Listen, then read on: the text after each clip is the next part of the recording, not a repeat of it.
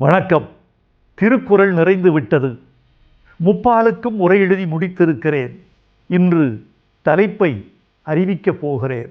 தருமரும் வனக்குடவரும் தாமத்தரும் நச்சரும் பரிதியும் பரிமீரழகரும் திருமலையரும் மல்லரும் பரிப்பெருமாளும் காளிங்கரும் பின்னாளில் மாவு சிதம்பரனாரும் தேவநேய பாவாணரும் புறவர் குழந்தையும் மூவரதராசனாரும் இன்னும் பல சான்றோர்களும் முத்தமிழறிஞர் கலைஞரும் நாவலரும் எழுதி முடித்த பிறகும் கூட திருக்குறளுக்கு இன்னும் உரை மிச்சப்பட்டிருக்கிறது.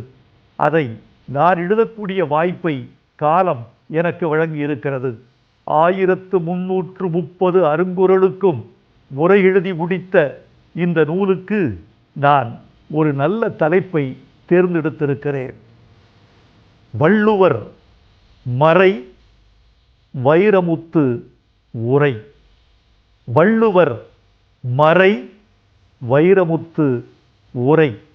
உங்கள் வாழ்த்து பூக்களையே நான் வேண்டியிருக்கிறேன். நீங்கள் என் மீது வீசப்போகும் ஒவ்வொரு பூவும் என் குருதி சிலிர்க்க வைக்கும், என் உறுதியை உயர்த்தி பிடிக்கும், இன்னும் தமிழுக்கு செய்ய வேண்டும் என்ற வேட்கைக்கு வேகம் கொடுக்கும். வாழ்க திருவள்ளுவர், வளர்க வள்ளுவம்.